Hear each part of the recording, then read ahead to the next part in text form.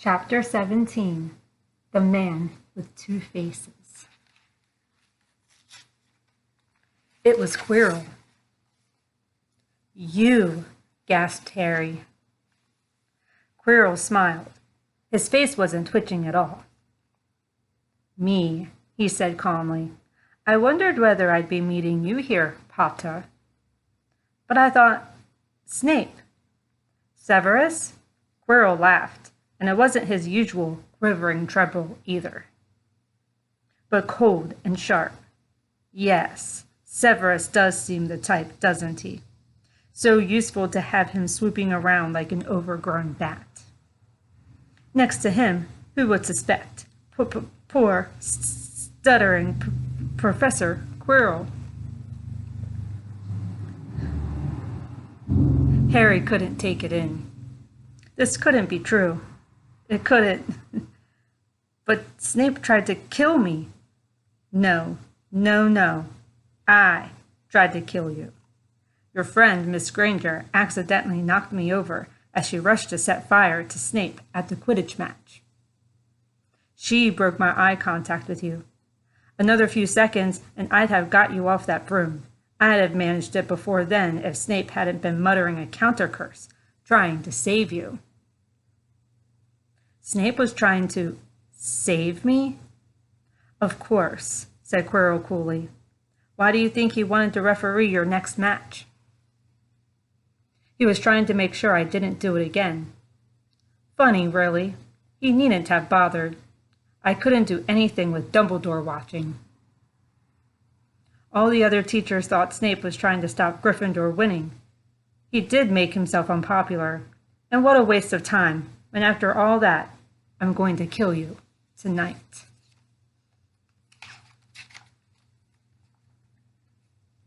Quirrell snapped his fingers. Ropes sprang out of thin air and wrapped themselves tight around Harry. You're too nosy to live, Potter, scurrying around the school at Halloween like that. For all I knew, you'd seen me coming to look at what was guarding the stone. You let the troll in. Certainly. I have a special gift with trolls. You must have seen what I did to the one in the chamber back there. Unfortunately, while everyone else was running around looking for it, Snape, who already suspected me, went straight to the third floor to head me off. And not only did my troll fail to beat you to death, that three-headed dog didn't even manage to bite Snape's leg off properly. Now wait quietly, Potter. I need to examine this interesting mirror. It was only then that Harry realized what was standing behind Quirrell. It was the mirror of Erised. This mirror is the key to finding the stone, Quirrell murmured, tapping his way around the frame. Trust Dumbledore to come up with something like this. But he's in London. I'll be far away by the time he gets back. All Harry could think of doing was to keep Quirrell talking and stop him concentrating on the mirror. I saw you and Snape in the forest, he blurted out. Yes, said Quirrell idly, walking around the mirror to look at the back. He was on to me by that time, trying to find out how far I'd got. He suspected me all along. Tried to frighten me, as though he could, when I had Lord Voldemort on my side. Quirrell came back out from behind the mirror and stared hungrily into it. I see the stone. I'm presenting it to my master. But where is it? Harry struggled against the ropes binding him, but they didn't give. He had to keep Quirrell from giving his whole attention to the mirror. But Snape always seemed to hate me so much. Oh, he does, said Quirrell casually. Heavens, yes. He was at Hogwarts with your father, didn't you know? They loathed each other. But he never wanted you dead. But I heard you a few days ago sobbing.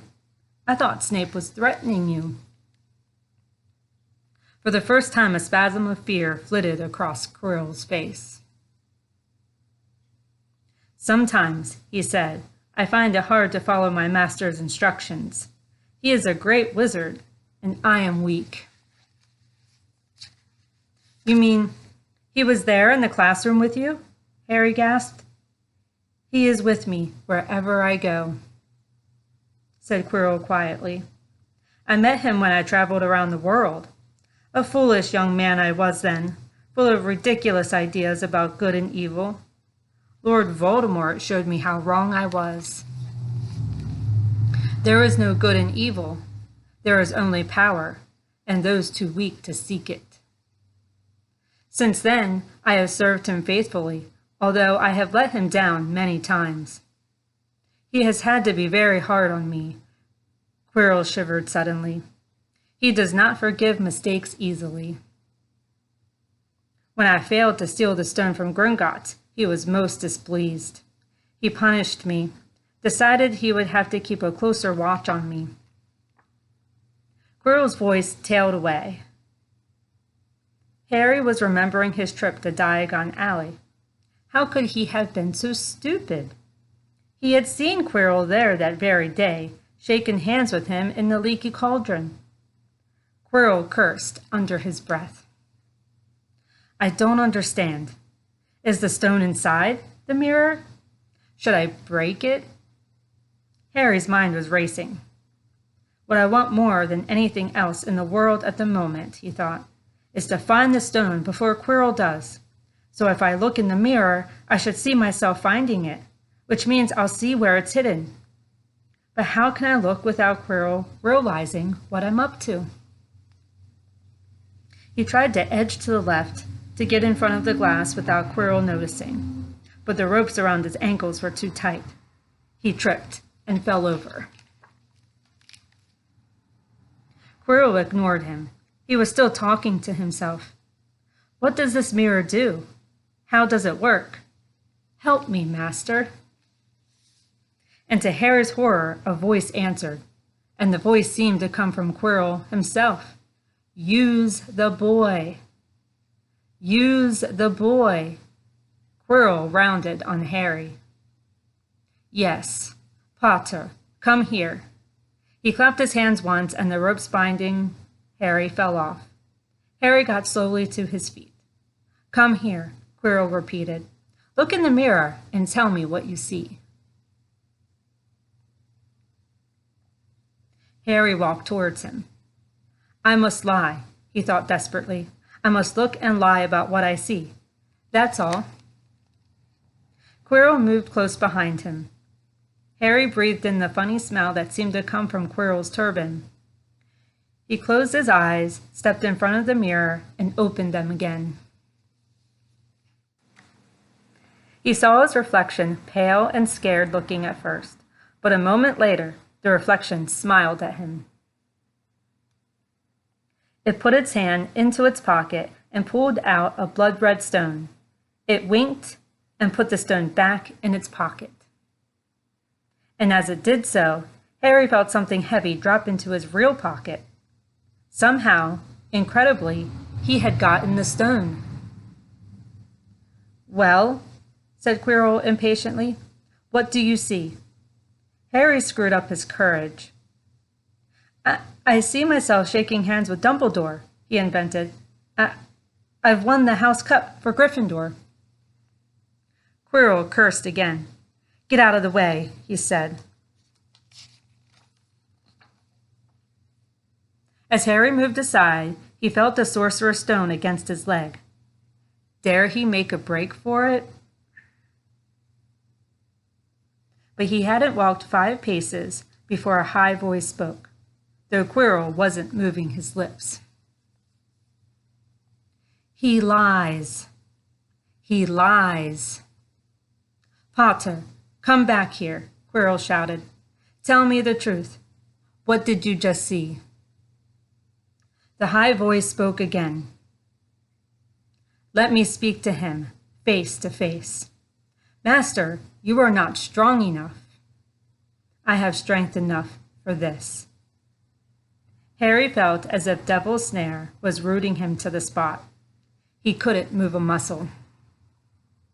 Petrified, he watched as Quirrell reached up and began to unwrap his turban. What was going on? The turban fell away. Quirrell's head looked strangely small without it. Then he turned slowly on the spot. Harry would have screamed, but he couldn't make a sound. Where there should have been a back to Quirrell's head, there was a face, the most terrible face Harry had ever seen. It was chalk white with glaring red eyes and slits for nostrils, like a snake.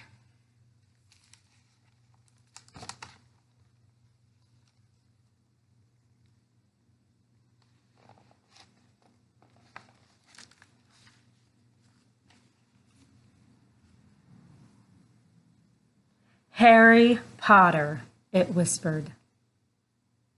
Harry tried to take a step backwards, but his legs wouldn't move. See what I have become, the face said. Mere shadow and vapor. I have form only when I can share another's body. But there have always been those willing to let me into their hearts and minds. Unicorn blood has strengthened me these past weeks. You saw faithful Quirrell drinking it for me in the forest. And once I have the elixir of life, I will be able to create a body of my own. Now, why don't you give me that stone in your pocket? So he knew. The feeling suddenly surged back into Harry's legs. He stumbled backwards. Don't be a fool, snarled the face. Better save your own life and join me, or you'll meet the same end as your parents.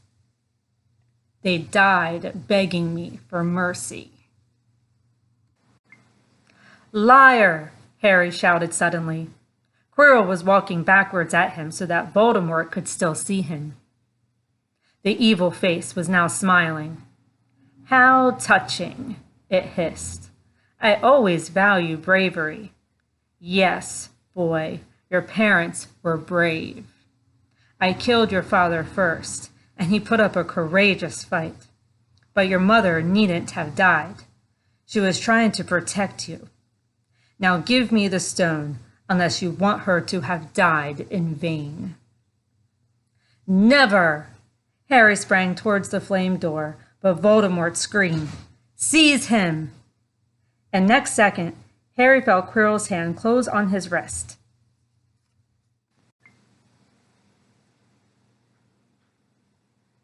At once, a needle-sharp pain seared across Harry's scar.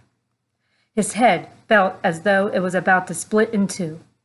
He yelled, struggling with all his might, and to his surprise, Quirrell let go of him. The pain in his head lessened. He looked around wildly to see where Quirrell had gone, and saw him hunched in pain, looking at his fingers. They were blistering before his eyes. Seize him!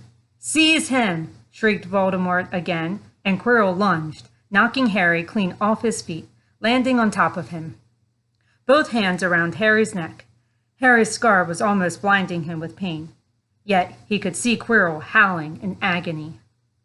Master, I cannot hold him. My hands! My hands! And Quirrell, though pinning Harry to the ground with his knees, let go of his neck and stared bewildered at his own palms. Harry could see they looked burnt, raw red, and shiny. Then kill him, fool, and be done, screeched Voldemort. Quirrell raised his hand to perform a deadly curse, but Harry, by instinct, reached up and grabbed Quirrell's face.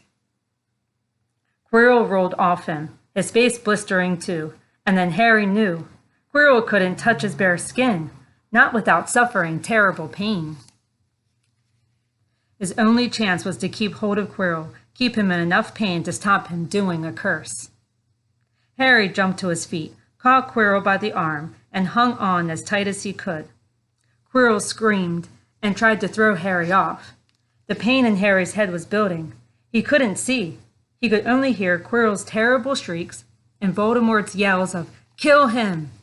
Kill him! And other voices, maybe in Harry's own head, crying, Harry! Harry! He felt Quirrell's arm wrenched from his grasp, knew all was lost, and fell into blackness.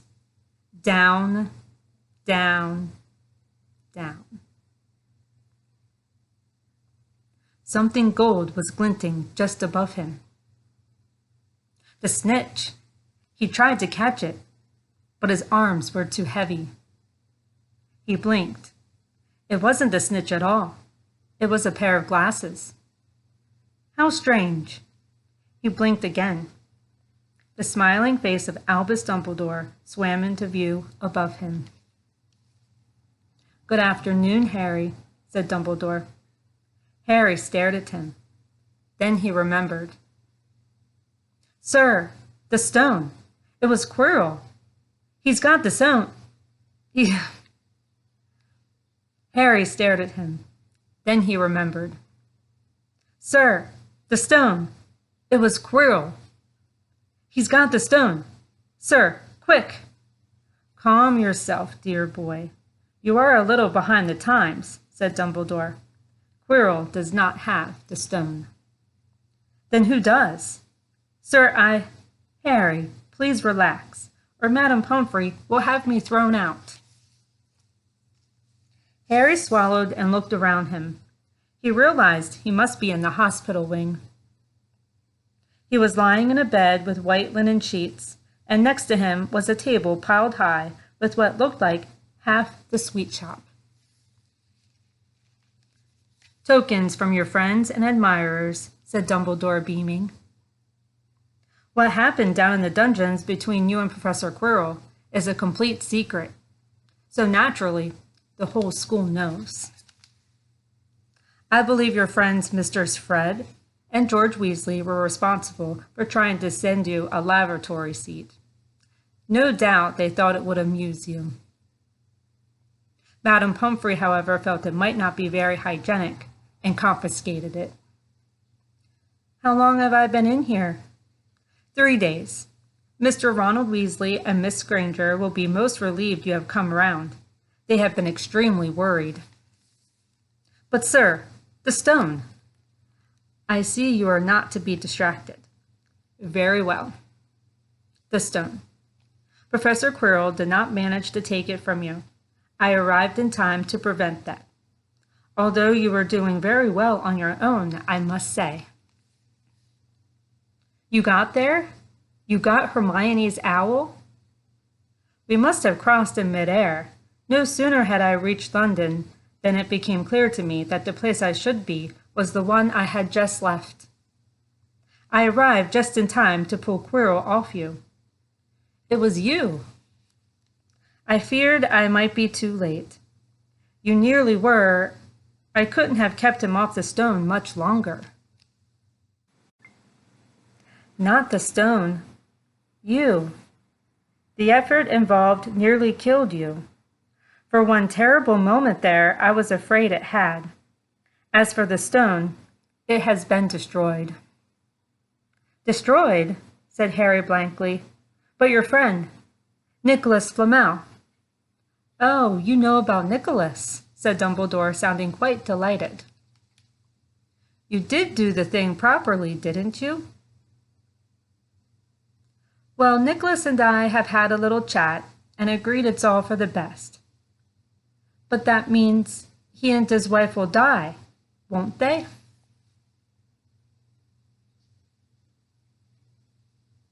They have enough elixir stored to set their affairs in order, and then, yes, they will die.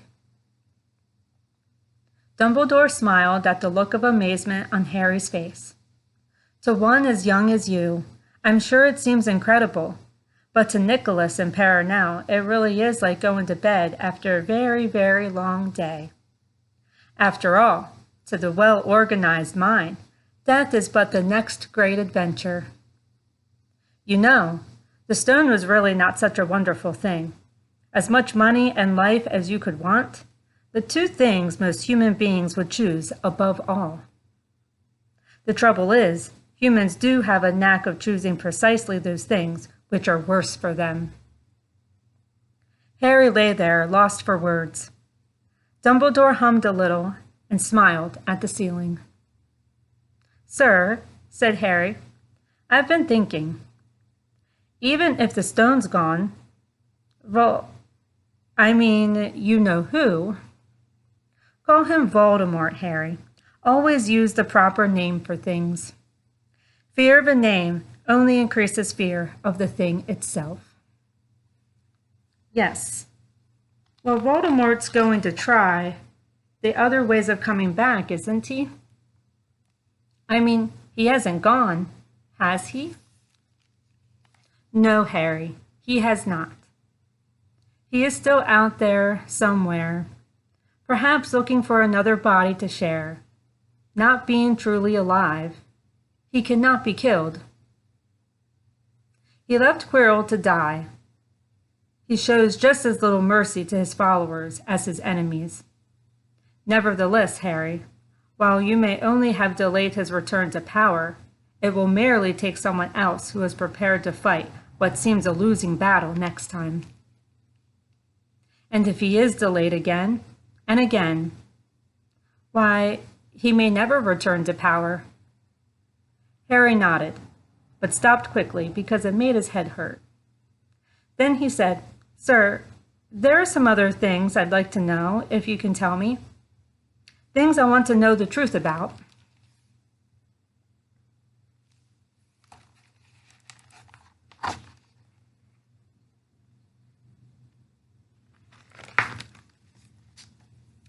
"The truth," Dumbledore sighed. "It is a beautiful and terrible thing, and should therefore be treated with great caution. However, I shall answer your questions unless I have a very good reason not to, in which case I beg you'll forgive me. I shall not, of course, lie. Well, Voldemort said that he only killed my mother because she tried to stop him killing me. But why would he want to kill me in the first place?" Dumbledore sighed very deeply this time. "Alas, the first thing you ask me, I cannot tell you. Not today, not now. You will know one day. Put it from your mind for now, Harry. When you are older, I know you hate to hear this. When you are ready, you will know." And Harry knew it would be no good to argue. But why couldn't Quirrell touch me? "Your mother died to save you. If there is one thing Voldemort cannot understand, it is love. He didn't realize that love as powerful as your mother's for you leaves its own mark. Not a scar, no visible sign. To have been loved so deeply, even though the person who loved us is gone, will give us some protection forever. It is in your very skin. Quirrell, full of hatred, greed, and ambition, sharing his soul with Voldemort, could not touch you for this reason. It was agony to touch a person marked by something so good." Dumbledore now became very interested in a bird out on the windowsill, which gave Harry time to dry his eyes on the sheet. When he had found his voice again, Harry said, "And the invisibility cloak, do you know who sent it to me?" "Ah, your father happened to leave it in my possession, and I thought you might like it." Dumbledore's eyes twinkled. "Useful things. Your father used it mainly for sneaking off to the kitchens to steal food when he was here. And there's something else. Fire away."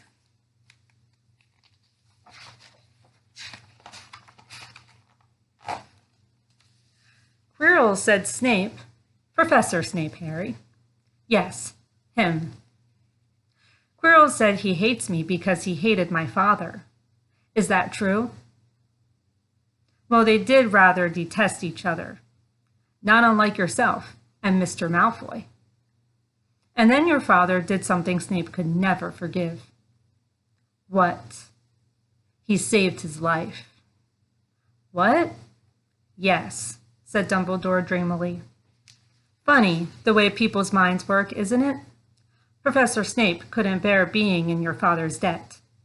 I do believe he worked so hard to protect you this year because he felt that would make him and your father quits. Then he could go back to hating your father's memory in peace. Harry tried to understand this, but it made his head pound, so he stopped. And sir, there's one more thing. Just the one? How did I get the stone out of the mirror? Ah, now, I'm glad you asked me that. It was one of my more brilliant ideas, and between you and me, that's saying something. You see, only one who wanted to find the stone, find it, but not use it, would be able to get it. Otherwise, they'd just see themselves making gold or drinking the elixir of life. My brain surprises even me sometimes. Now, enough questions. I suggest you make a start on those sweets. Ah, Bertie Bott's every flavor beans. I was unfortunate enough in my youth to come across a vomit-flavored one once, and since then, I'm afraid I've rather lost my liking for them. But I think I'll be safe with a nice toffee, don't you? He smiled and popped a golden brown bean into his mouth. Then he choked and said, Alas, earwax. Madame Pomfrey the matron was a nice woman, but very strict. Just 5 minutes, Harry pleaded. Absolutely not. Madame Pomfrey the matron was a nice woman, but very strict. Just 5 minutes, Harry pleaded. You let Professor Dumbledore in. Well, of course, that was the headmaster. Quite different. You need to rest. I am resting, look. Lying down and everything. Oh, go on, Madame Pomfrey. Oh, very well, she said, but 5 minutes only. And she let Ron and Hermione in. Harry! Hermione looked ready to fling her arms around him again, but Harry was glad she held herself in, as his head was still very sore. Oh, Harry, we were sure you were going to... Dumbledore was so worried. The whole school's talking about it, said Ron. What really happened? It was one of those rare occasions when the true story is even more strange and exciting than the wild rumors.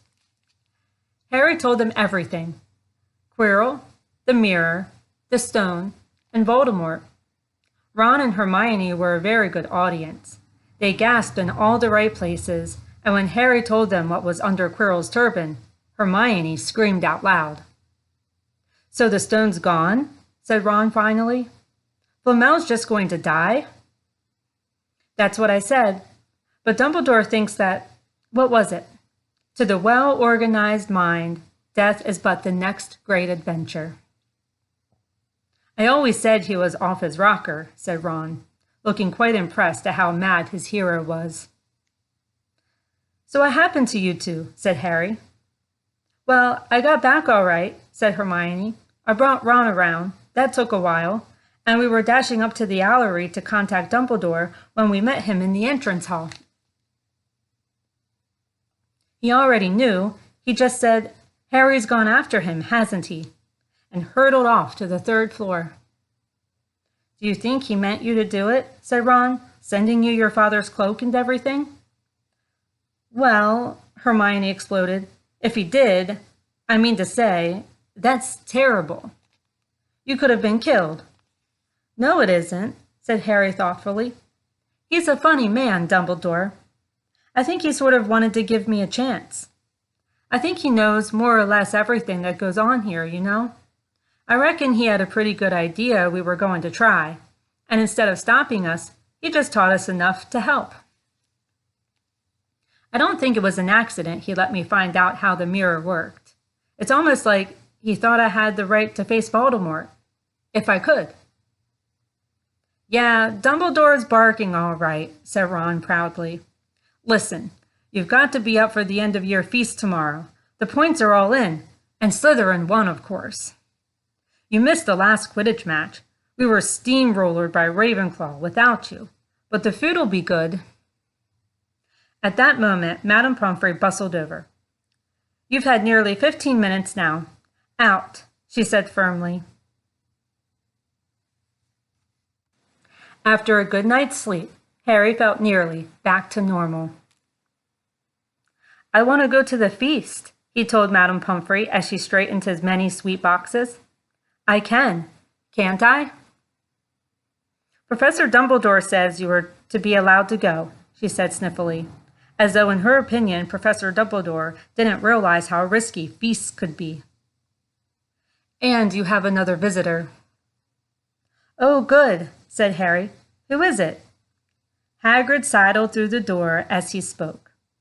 As usual, when he was indoors, Hagrid looked too big to be allowed. He sat down next to Harry, took one look at him, and burst into tears. "It's all my ruddy fault," he sobbed, his face in his hands. "I told the evil Git how to get past Fluffy. I told him. It was the only thing he didn't know, and I told him. You could have died. All for a dragon egg. I'll never drink again. I should be chucked out and made to live as a muggle." "Hagrid," said Harry, shocked to see Hagrid shaking with grief and remorse, great tears leaking down into his beard.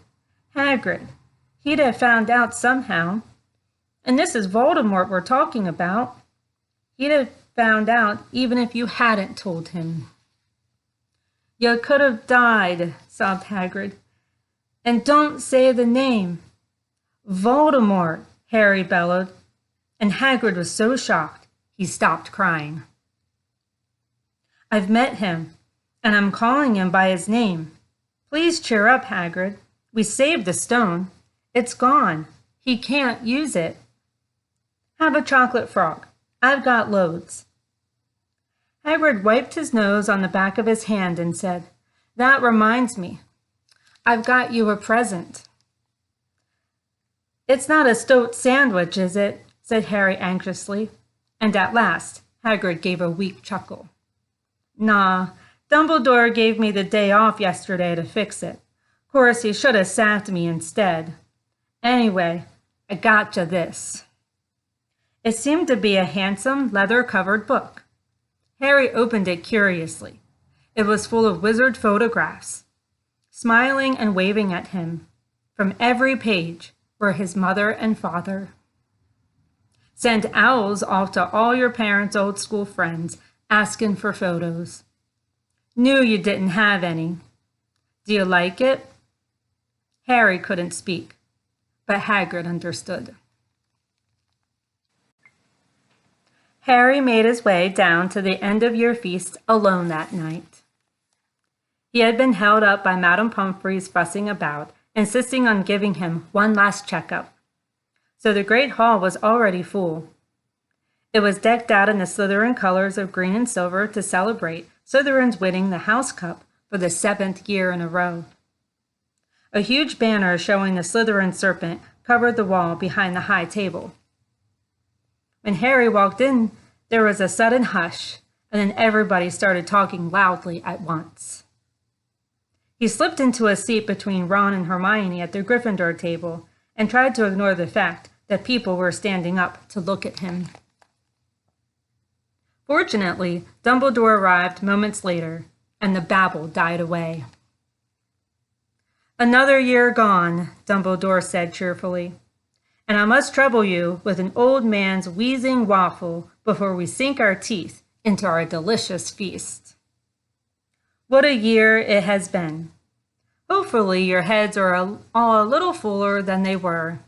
You have the whole summer ahead to get them nice and empty again before next year starts.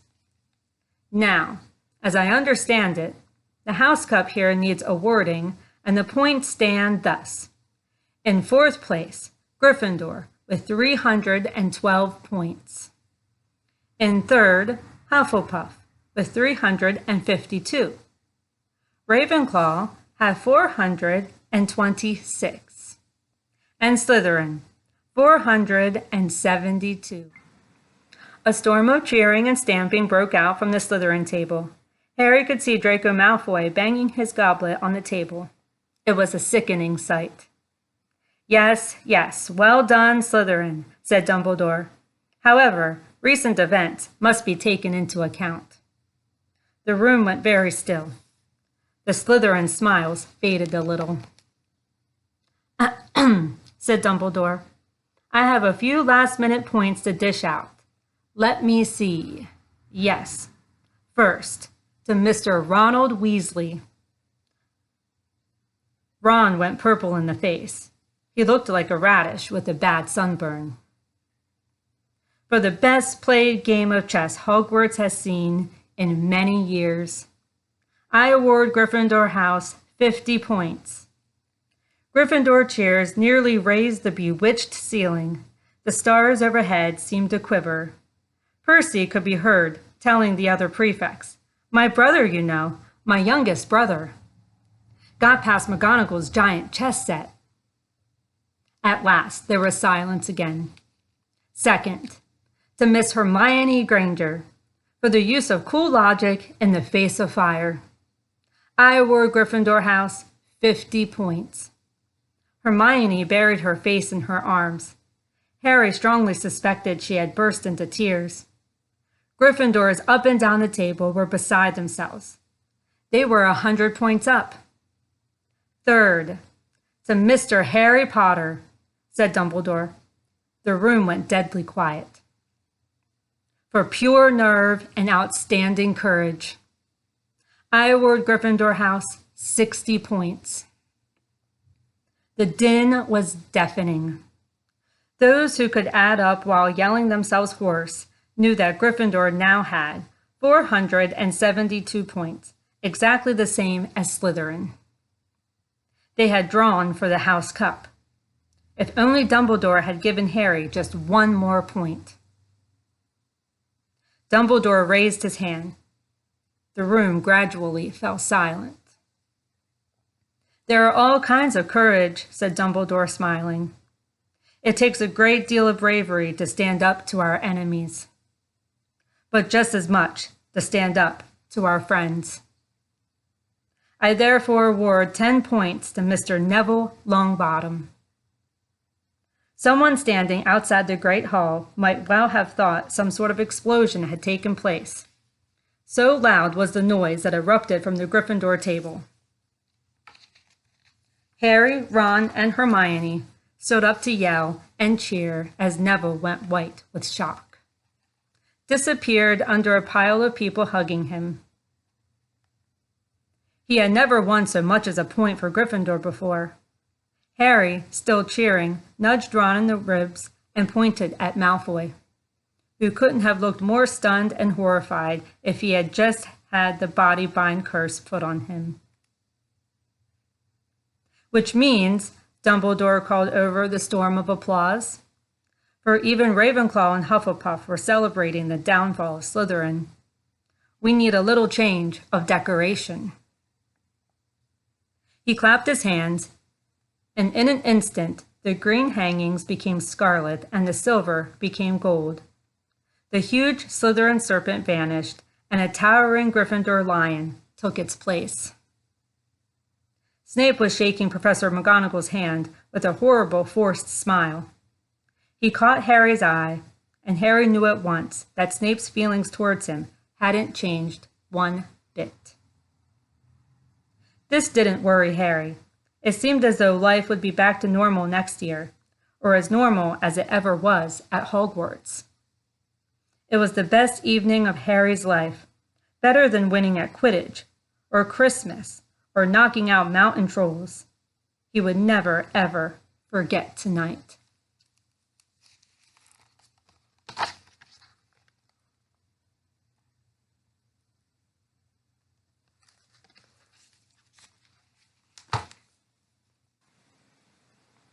Harry had almost forgotten that the exam results were still to come.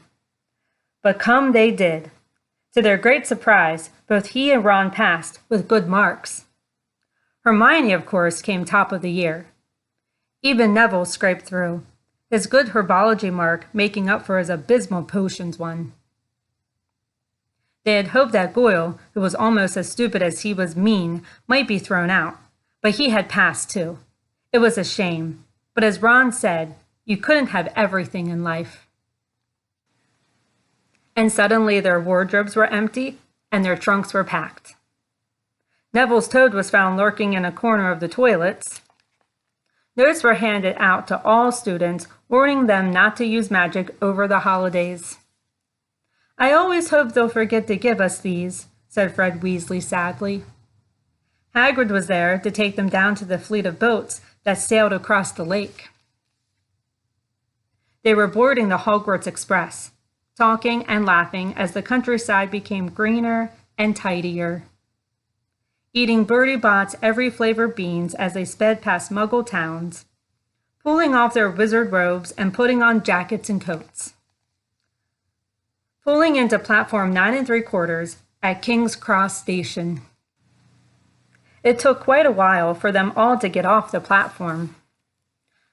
A wizened old guard was up by the ticket barrier, letting them go through the gate in 2s and 3s, so they didn't attract attention by all bursting out of a solid wall at once and alarming the Muggles. You must come and stay this summer, said Ron, both of you. I'll send you an owl. Thanks, said Harry. I'll need something to look forward to. People jostled them as they moved forward towards the gateway back to the Muggle world. Some of them called, Bye, Harry. See you, Potter. Still famous, said Ron, grinning at him. Not where I'm going, I promise you, said Harry. He, Ron, and Hermione passed through the gateway together. There he is, Mum. There he is. Look. It was Ginny Weasley, Ron's younger sister, but she wasn't pointing at Ron. Harry Potter, she squealed. Look, Mom, I can see. Be quiet, Ginny, and it's rude to point. Mrs. Weasley smiled down at them. Busy year, she said. Very, said Harry. Thanks for the fudge and the jumper, Mrs. Weasley. Oh, it was nothing, dear. Ready, are you? It was his Uncle Vernon, still purple-faced, still mustached, still looking furious at the nerve of Harry, carrying an owl in a cage in a station full of ordinary people. Behind him stood Aunt Petunia and Dudley, looking terrified at the very sight of Harry. You must be Harry's family, said Mrs. Weasley. In a manner of speaking, said Uncle Vernon. Hurry up, boy, we haven't got all day. He walked away. Harry hung back for a last word with Ron and Hermione. See you over the summer, then. Hope you have a good holiday, said Hermione, looking uncertainly after Uncle Vernon, shocked that anyone could be so unpleasant. Oh, I will, said Harry, and they were surprised at the grin that was spreading over his face. They don't know we're not allowed to use magic at home. I'm going to have a lot of fun with Dudley this summer.